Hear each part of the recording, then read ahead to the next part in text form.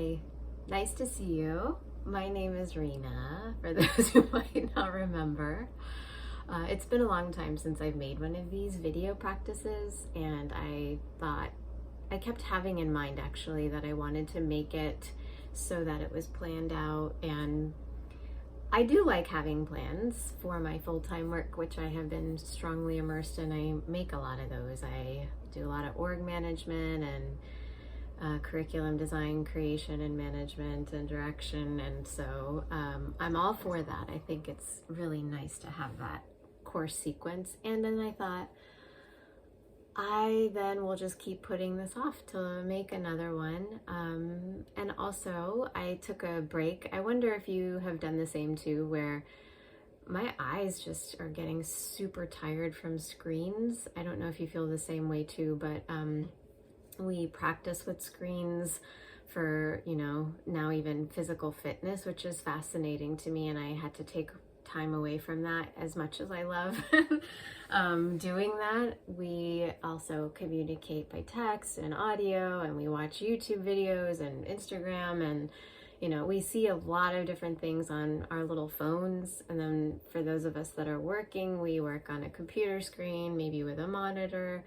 For relaxation, we watch TV with a phone in hand, maybe an iPad, there's just, I feel this inundation with screens. And so I'm trying to balance myself in all of that, because when I was a kid, interestingly, I really just thought, I'm not the kind of person who's going to want to sit in front of a screen all day. Like, I really like to interact and be among things and help things and people or animals or nature. So I feel like it's been really nice to open my mind to all that it offers, including being able to do things like this, and also to take the time when I need the time, and just hope that you offer yourself the same. I'm kind of reintegrating myself into these things. Maybe I'll be able to do it for a while now that I've taken an actual significant amount of time. But given that my day job is screen-based,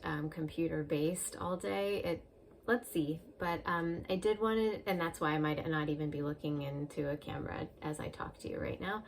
But I thought all of that to say hi again, and I wanted to be able to do a simple practice with you in case it's helpful, of the basics, because when you take a break, right, many of us want to be able to share, for whatever reason, social pressure maybe, of like, I have this practice that I do every single day and I never stop and let it go. It's just the thing. And it's true that we could do that, and that's beneficial. And it's also true that that's sometimes hard to sustain. So I think a level of acceptance of what a practice can look like, that there are seasons, and that things can ebb and flow. So there might be a period where you were practicing something every single day and you were feeling really great about it, and then something shifts it, something happens, or you're tired or whatever it is, and you take some time away.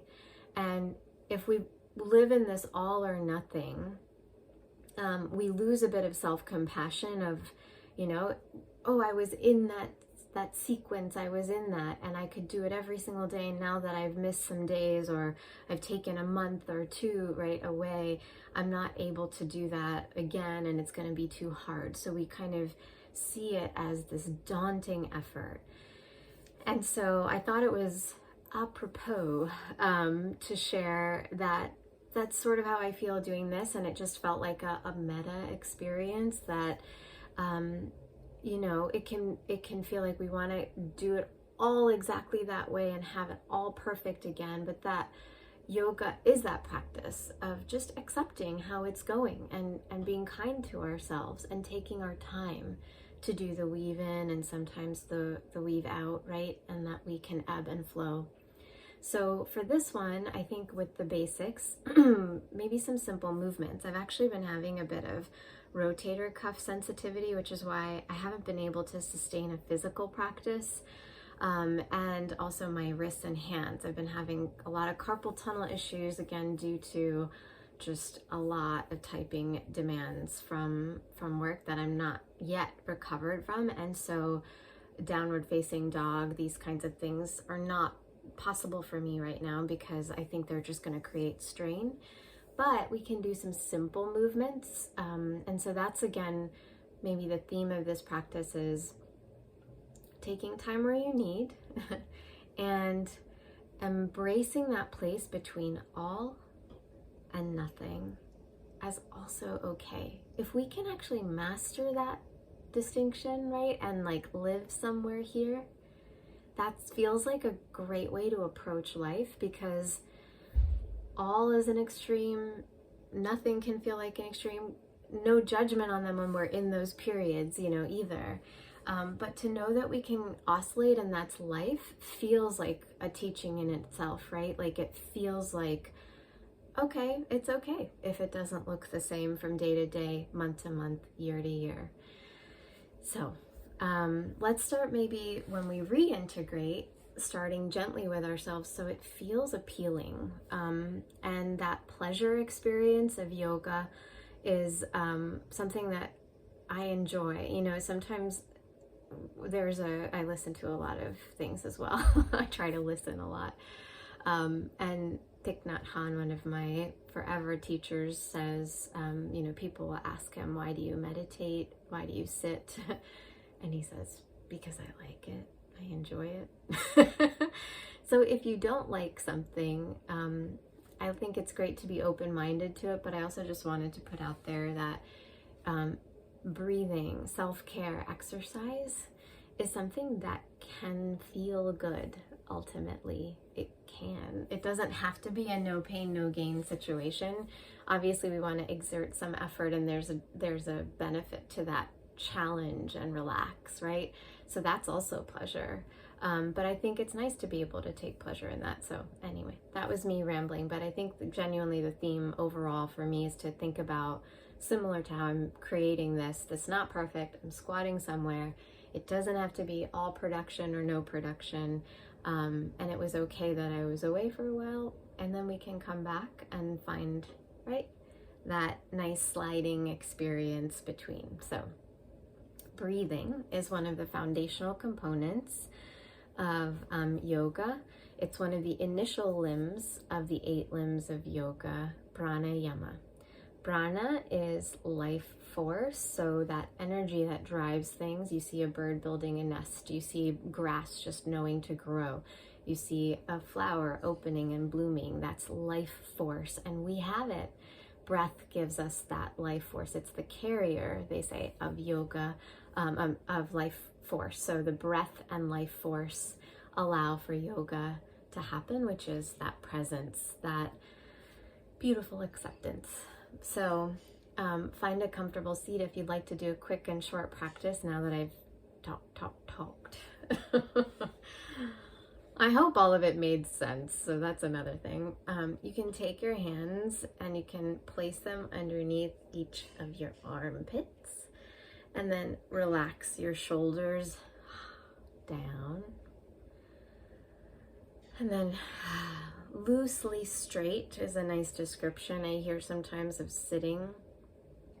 My legs are crossed. You could be standing, you could be seated with your crossed legs, you could be extending your legs. It's up to you, as long as you feel like you're not constrained or hunched over. See if you can keep that shoulder a little bit open versus rounding forward, which is, again, toward that device issue, right? We've kind of made ourselves a little bit more hunched forward like this. So see if you can just allow for your shoulders to relax down, but also a little bit open. There's a little effort there. And close the eyes if you like, or you can keep them open, whatever you want. But if you have them open, see if you can think of something or focus on something in front of you that allows your mind to just relax. It's almost like setting a cup of coffee on top of your coffee table. You're setting your vision there. It doesn't mean that you're only staring at that cup of coffee, right? Like focus on that. You're letting it sit there. You're letting it cool. So you're letting your thoughts relax if your eyes are open. And then simply watch your breath. And that's where this practice of Pada Shirshasana allows you to observe your breath also tactically, tactile sensation through your fingers. You can feel your ribs expand and contract.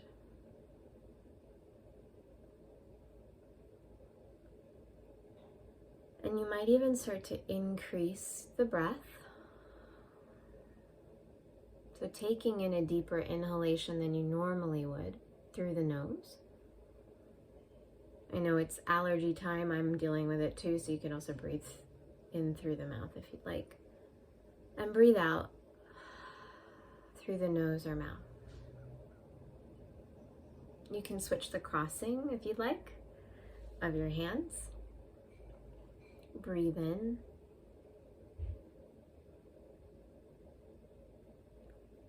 Breathe out. Breathe in.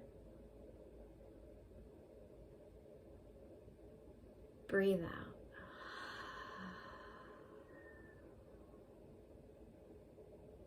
One more time. Breathe in. Breathe out.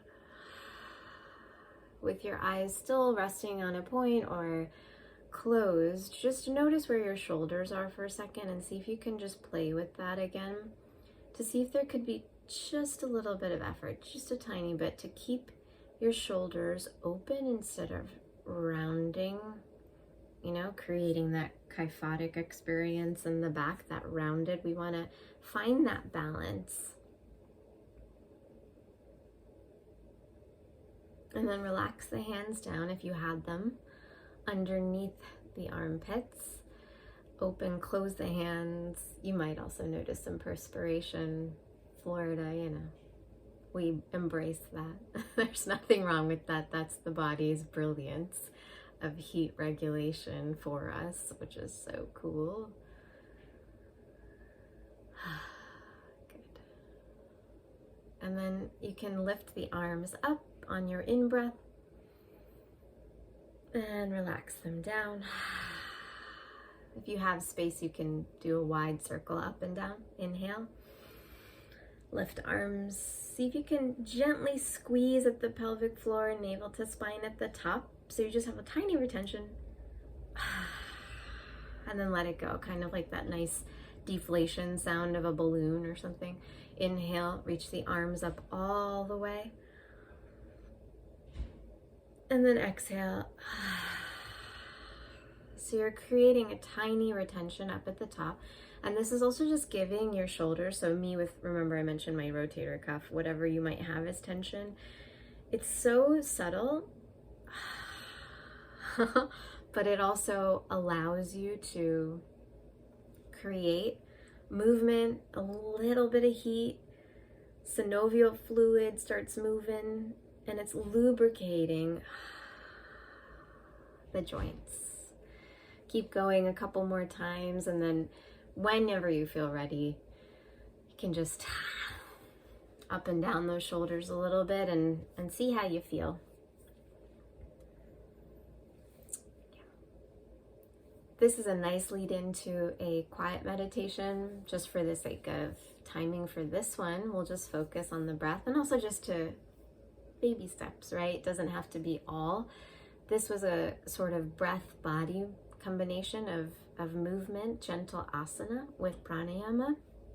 And you might already see in those simple movements and breathing that you actually start to feel your nervous system calm a little bit. So maybe not, maybe another time, right? You might have like stuff happening in the background. I mean, it was hard for me also to find a place to have enough quiet to be able to record, so totally get it. It's just real life, which is also okay too. So I hope this was helpful to anybody who might have needed it, and yeah, I'm just happy to make these. Maybe I'll make some more if they're helpful to you.